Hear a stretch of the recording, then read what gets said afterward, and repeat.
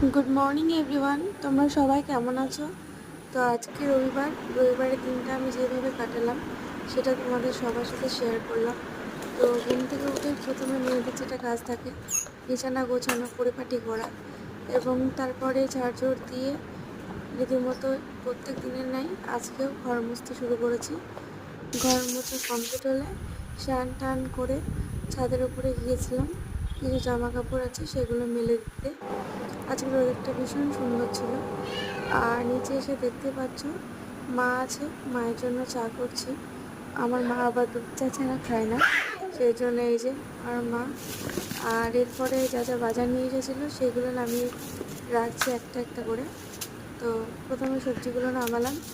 আর এই যে দেখো, আমার বর আজকে রবিবার তাই মাটন নিয়ে এসছে। তো মাকে বললাম মাটনটা ধুয়ে দিতে। আর এই যে দেখো মা দিতে বসে পড়েছে। আর হ্যাঁ, এই যে দেখো মা দিতে বসে পড়েছে, মাটনটা সুন্দর মতন ধুচ্ছে। আর এই যে আমি আজকে প্রেশারে মাটনটা করবো। খুব তাড়াহুড়ো আছে আজকে, মা যেহেতু বাড়ি চলে যাবে আর আমি ভেবেছি খাইয়ে দাইয়ে তবেই বাড়ি পাঠাবো, সেই জন্য একটু তাড়াহুড়োর জন্য প্রেশার কুকারে মাটনটাকে সিদ্ধ করে নেবো ভালো মতো, তাহলে আর বেশি সময় লাগবে না। এই যে দেখছো প্রেশার কুকারে মাটনটা দিয়েছি। এখানে আমার মশলা রেডি অলরেডি, কড়াই তেতে গেছে। এখন সরষের তেল দিয়ে দিলাম। আর এদিকে ভাত হচ্ছে, এদিকে কেটে কুচে মা সব কিছু রেডি করে দিয়েছিল।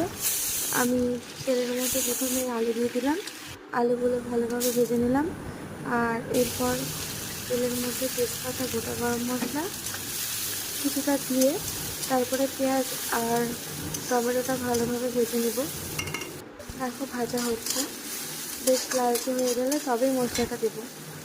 এই যে দেখো বেশ লালচে হয়ে গেছে, এবার মশলাটা দিলাম। মশলাটা দিয়ে ভালোভাবে কষিয়ে নিতে হবে। আর এরপরে আমি অ্যাড করবো এই মশলার সঙ্গে একটু কাশ্মীরি মির্চ, আর একটু জিরে গুঁড়ো, একটু হলুদ গুঁড়ো আর সামান্য পরিমাণ লবণ। এভাবে ভালোভাবে কষিয়ে নিতে হবে। তো আমরা গোটা রসুন খেতে সবাই ভালোবাসি, তো সেটা দিয়ে দিলাম। আর এরপর দেখো মশলা থেকে তেল ছেড়ে গেছে অলরেডি।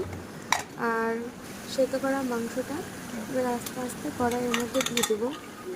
এই যে কড়াইয়ের মধ্যে দিতে থাকলাম, দেওয়া হয়ে গেছে। এবার ভালোভাবে কষিয়ে নিতে হবে বেশ কিছুক্ষণ। কষানো হয়ে গেলে জল দিয়ে ফুটিয়ে নিতে হবে, সেদ্ধ করে নিতে হবে।